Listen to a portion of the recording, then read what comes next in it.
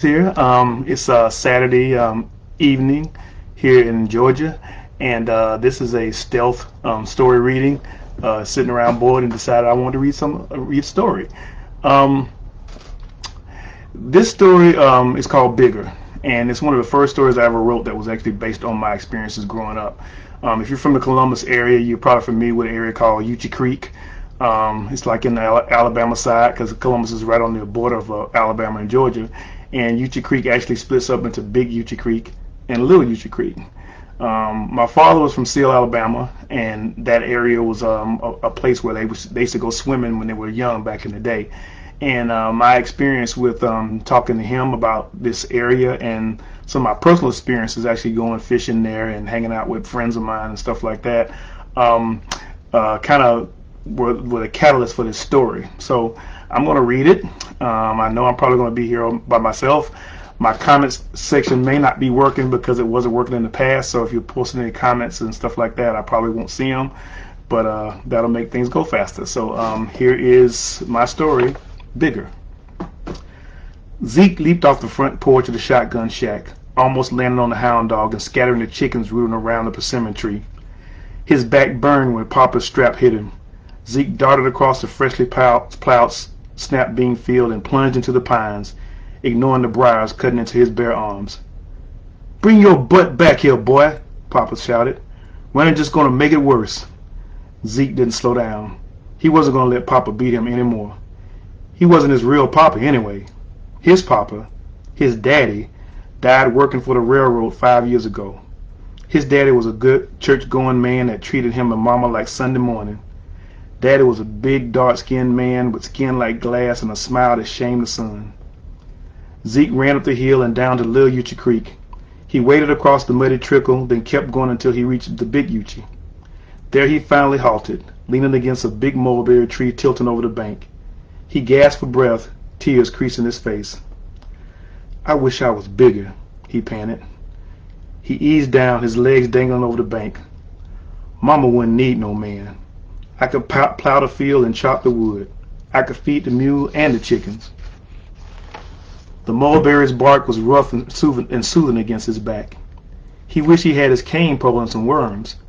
He could fish until he figured out Papa wasn't drunk anymore. If he brought home a couple of brim of catfish, everybody would be happy. Zeke closed his eyes. But if I was bigger. They swarmed over the creek, buzzing before Zeke like an aggravated cloud and blinking like fireflies. But it was too early for fireflies. The swarm edged closer to the sleeping boy, then engulfed him in a bright, pulsing iridescence. Zeke felt warmth on his eyelids and opened his eyes to rainbow colors. He closed them, shook his head hard, and opened his eyes again. The light was gone. Instead, he looked up into the starry night sky. He jerked up and bumped his head on a low-hanging branch. "Mama gonna whoop me now," he moaned. Zeke ran through the woods back to the house, careful to take his time wading through the creek. He heard Mama calling him the closer he got to the house. She was standing on the front porch holding a kerosene lamp as he stumbled into the yard. "I'm sorry, Mama," he said. "I fell asleep under the mulberry tree by Big Uchee." Zeke stopped talking.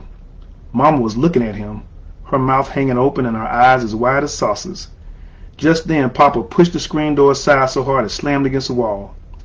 "'Bout time you brought your no-good behind back. What the hell?" Papa's eyes got small like pinheads. Zeke looked back at him, wondering what was wrong. "That boy done went and got him some hoodoo," Papa said.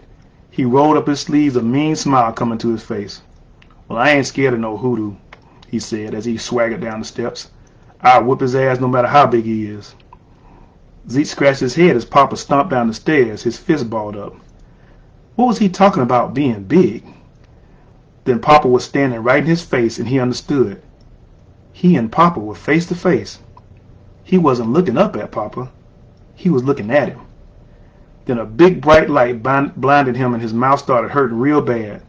He fell on his butt, tears welling up in his eyes. Papa stood over him, rubbing his right fist with his other hand. "I told you I wasn't worried about no hoodoo," he said. Just then another light appeared. The swarm that hovered over him at the creek swirled down over him with rainbow colors. Zeke's mouth stopped hurting, and he climbed back to his feet. "I ain't scared of you no more," he said. "I'm going to fight you." Papa didn't say anything. He staggered back, his mouth as wide as Mama's. Zeke smiled, but his mouth fell open too. He wasn't looking at Papa. He was looking down at him. Papa got smaller and smaller.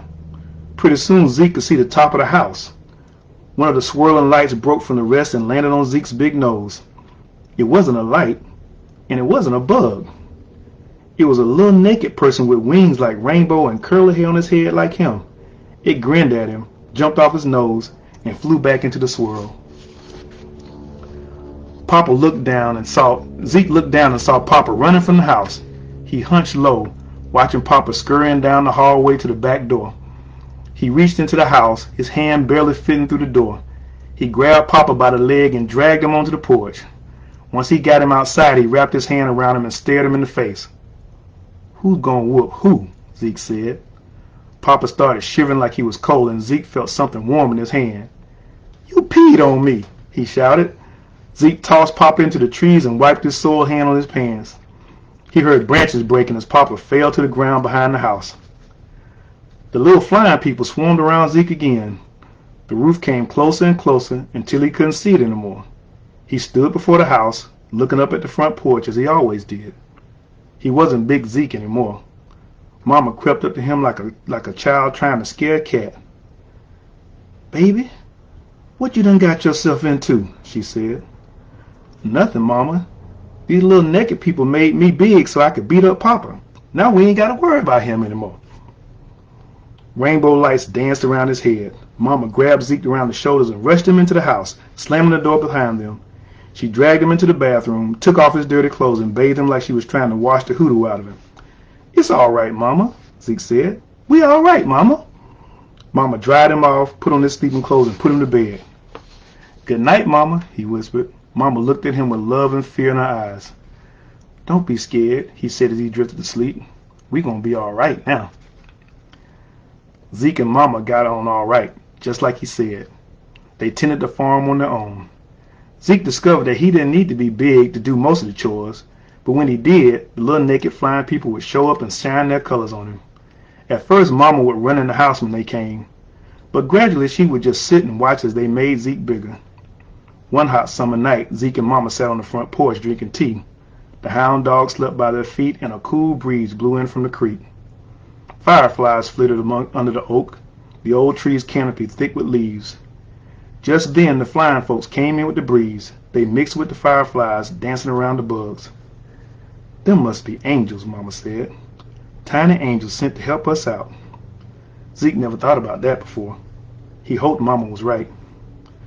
When the harvest season came, Mr. Calhoun sent his boys to Mama's to help pick the vegetables. When they rumbled up the dirt road in their Ford, they were surprised to see bushels lined up in front of the house, Zeke and Mama sitting on the porch with big smiles on their faces. Nathaniel Calhoun, the oldest and the biggest of the boys, jumped out the truck scratching his bald head. "How in the world did y'all do that by yourself?" "Don't worry about it," Mama said. "Y'all taking us to market or what?" They rode up to Columbus and sold everything at the farmer's market. The Calhouns took Zeke and Mama to Woolworth's. Mama bought herself a yellow dress and hat, then bought Zeke a brand new suit. "Why do I need a suit?" Zeke said. "'Cause we're going to church this Sunday," Mama said. "We're going to thank the Lord for his blessings." The next day, Mama and Zeke sat in the front pew at Little Bethel AME Zion Church. Everybody was happy to see them. The women telling Mama how pretty she looked and how glad they were she got rid of that no good man. The men rubbing Zeke's head and telling him how much he looked like his daddy. Just around the time Reverend Williams told the ushers to take their seat, there was a commotion in the back of the church. Zeke turned around and saw a tall man in army dress blues striding down the aisles, a big white smile on his cocoa face as bright as the medals on his chest. He sat right beside Mama and nodded. "How you doing, ma'am?" he said. His voice was deep like a borrow pit. Mama's eyes fluttered. "I'm fine," she answered.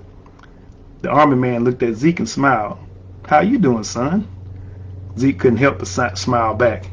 He liked the way the army man called him son. "I'm fine, sir," he answered. Mama and the army man talked for a long time after church. Zeke knew Mama liked him. She was looking at him the way she used to look at Daddy and Papa. He seemed to be okay. For a minute, Zeke got nervous, but then he went to play with the other boys. He wasn't going to worry, because if anything went wrong between Mom and the Army man, Zeke could always get bigger. That's it, y'all. A little short story I want to read tonight. I hope y'all enjoyed it. And I will see you Wednesday when I will be reading an excerpt from our upcoming Kickstarter for our comic book Ngolo Diaspora. I'll be reading an excerpt from the novel that we wrote for it. Hey, Junior. Hey, Stephanie. I hope y'all are doing well. Again, like I said, this was a little brief story reading. And I'll see you guys Wednesday. Take care. Bye.